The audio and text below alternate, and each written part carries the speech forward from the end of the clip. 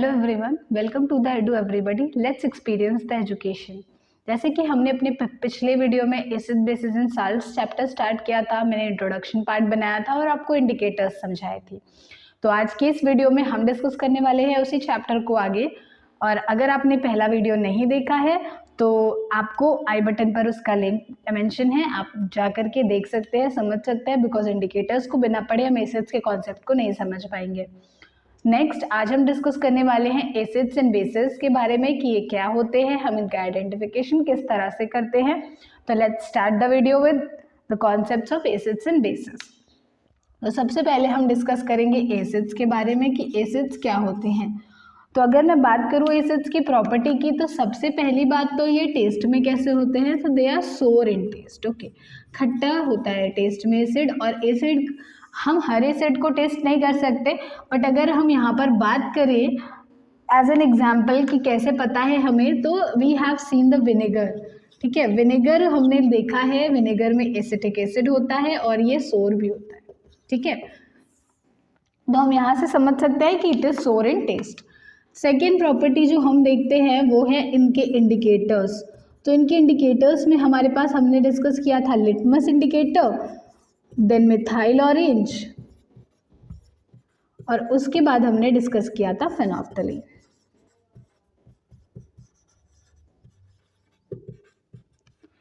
तो जब मैंने लिटमस के बारे में डिस्कस किया था तो मैंने आपको बताया था कि लिटमस 2 टाइप्स के होते हैं, पर एसिड्स हमेशा ब्लू पर ही रिएक्ट करते हैं और वो ब्लू को रेड कर देते हैं।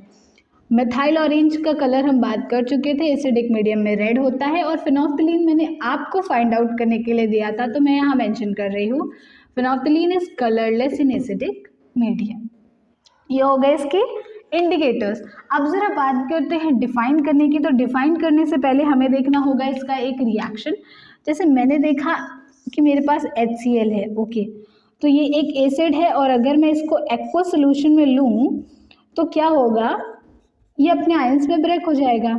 तो अब मुझे एसिड्स में देखने में कौन सा आयन प्रेजेंट मिल रहा है, H+। ठीक है, तो H+ आयन मुझे मिलता है एक्वा सोल्यूशन पर। जब मैं एक्वा सोल्यूशन बनाऊंगी एसिड का, तो एसिड किस में ब्रेक होगा, H+ आयन में। तो मैं ये डिफाइन कर सकती हूँ कि जिसके पास H+ आयन है वो है एसिड। तो हम डिफाइन करते वक्त कैसे लिखते हैं, हम डिफाइन करते वक्त इसे मेंशन करते हैं कुछ इस तरह से। हम लिखेंगे substances that gives H+ ions in their aqueous solution। तो वो क्या कहलाएंगे, वो कहलाएंगे एसिड्स। सिमिलरली इनके अगर मैं एग्जाम्पल की बात करूं तो एग्जाम्पल में हम लिख सकते हैं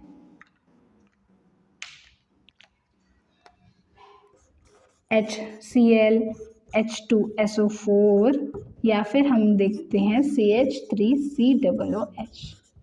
इनका ब्रेकडाउन किस तरह से होगा वो हम आगे चल के डिस्कस करेंगे। सबसे पहले आते हैं अब हम बेस पर, क्योंकि हम एसिड को पढ़ चुके हैं। साइड बाय साइड अगर हम बेस देख लेंगे तो हमें ज़्यादा से ज़्यादा समझ में आ जाएगा। तो मैं अगर बेसिस की बात करूं तो यहाँ पर बेस के लिए भी हम सेम प्रॉपर्टी डिस्कस करने वाले हैं। टेस्ट कैसा होता है बेस का, तो base is bitter in taste. Okay, ये बिटर होते हैं टेस्ट में। सेकेंड अगर हम बात करें इंडिकेटर्स की, तो बेसिस में होता है लिटमस। सेम इंडिकेटर्स पर हम रिएक्शन देखने वाले हैं, तो हम मिथाइल ऑरेंज भी लेंगे, हाँ फेनोल्फ्थालीन भी लेंगे।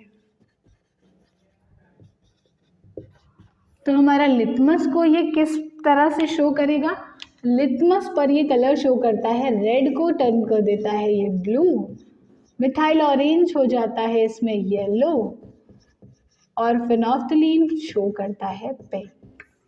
I hope you got the colours combination, because हमने इंडिकेटर्स पहले भी पढ़े हुए हैं। जिन्होंने ये वीडियो नहीं देखा है, मैंने आपको मेंशन किया है कमेंट सेक्शन में कि आप कहाँ पर जाकर उसे देख सकते हैं, प्लस आई बटन पे भी लिंक शो हो रहा था। अब आते हैं हम बेसिस के बारे में। तो बेस की डेफिनेशन बताने के लिए भी हम सेम पहले रिएक्शन देखेंगे। NaOH का भी अब हम एक्वस सोल्यूशन में अगर कराते हैं NaOH इज अ बेस, तो हमें दिखता है Na प्लस OH माइनस। इस बार आपको H प्लस दिख रहा है क्या? नहीं दिख रहा है। तो कौन दिख रहा है? Hydroxyl ion. तो हम कहेंगे जो सब्सटेंसेस हाइड्रोक्सिल आयन देते हैं वो बेस होते हैं, जो हाइड्रोजन आयन यानी H प्लस आयन देते हैं वो एसिड्स होते हैं। पर अब इनको भी मैं एसिड के मतलब H प्लस में ही लिखना चाहती हूँ, तो इसके पास H प्लस नहीं है तो ये H प्लस ले सकता है ना। तो यहाँ पर ये क्या करता है, ये H प्लस ले सकता है ताकि ये वाटर बना ले, क्योंकि OH माइनस तो है ही इसके पास। तो हम दो चीजें लिख सकते हैं। हम लिख सकते हैं, या तो हम लिखेंगे substances that give OH minus ions, और मैं डेफिनेशन अलग ही लिख लूंगी, इन aqueous solution are called bases। Same मैं इसे कह सकती हूँ that substances that accepts, अब ले रहा है H plus ions are called bases। Clear? अब अगर हम एग्जाम्पल्स की बात करें तो एग्जाम्पल में आ जाएंगे हमारा NaOH, KOH, LiOH एक्सेट्रा। ये हो गए हमारे बेसिस। तो एसिड्स क्या होते हैं? एसिड्स वो होते हैं जो H प्लस आयन लेते हैं एक्वस सोल्यूशन में। बेसिस वो होते हैं जो H प्लस आयन एसिड्स वो होते हैं जो H प्लस आयन देते हैं। बेसिस वो होते हैं जो H प्लस आयंस लेते हैं या फिर OH माइनस को देते हैं। एक्वस सोल्यूशन में सब कुछ एक्वस सोल्यूशन में ही हो रहा है। कलर कॉम्बिनेशन हम डिस्कस कर चुके थे, तो I hope this is clear to you.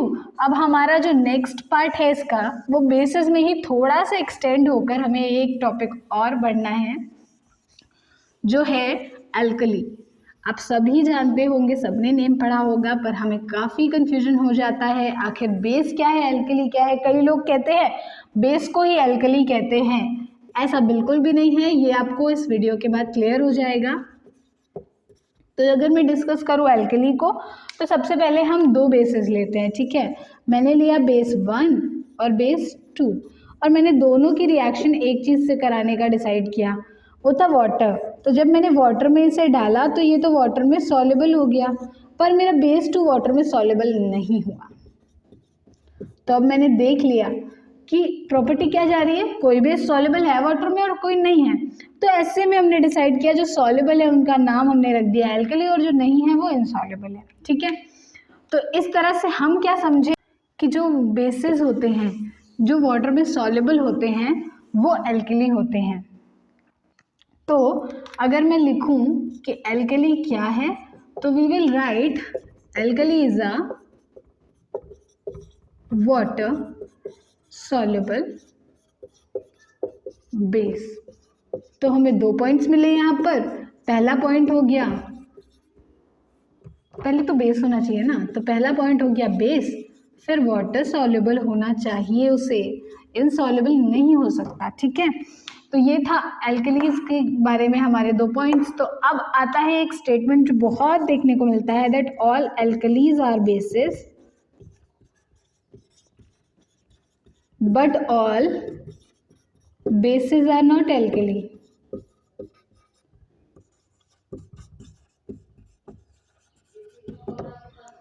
तो अब क्या है, यहाँ पर हमने देखा कि एल्कलीज जो है वो बेसिस हैं बट बेसिस एल्कली नहीं है। तो ये स्टेटमेंट ट्रू है या नहीं? तो ये स्टेटमेंट ट्रू है, क्योंकि एल्कलीज बेसिस होंगे बिकॉज एल्कली की फर्स्ट प्रॉपर्टी ही है कि उससे बेस होना चाहिए। बट बेसिस एल्कली क्यों नहीं हो सकते? Because basis insoluble in water भी तो हो सकते हैं ना। तो जब वो इनसॉल्युबल होंगे वाटर में तो वो एल्कली नहीं होंगे। तो ये स्टेटमेंट आपको एज अ क्वेश्चन मिलता है जिसमें लिखा होता है जस्टिफाई दिस स्टेटमेंट। तो जस्टिफिकेशन में आप क्या लिखेंगे, आप लिखेंगे all alkalis are bases because water soluble base is an alkali, so it is necessary for an alkali to be a base, but all bases are not alkali because bases can be water insoluble, so that's why they cannot be considered as alkali if they are water insoluble. This is the justification. अगर हम examples की बात करें तो हमारे alkali के example में NaOH देखने को मिलता है, KOH देखने को मिलता है, ये सभी वाटर सॉल्युबल भी हैं, साथ ही ये बेस भी हैं। So I hope this video is really helpful for you. We discussed acids, bases and alkalis in this chapter, and आगे इसी चैप्टर में हम डिस्कस करने वाले हैं chemical properties of the bases, chemical properties of the acids and pH value concept. So stay tuned with this playlist, and if you have not watched the previous videos, link is in the description. Please go and watch the videos. For new such updates, please like, subscribe and share with your friends this channel, and do like this video if you really find it helpful, and we'll meet in the next video with next concepts. Till then, bye bye, take care.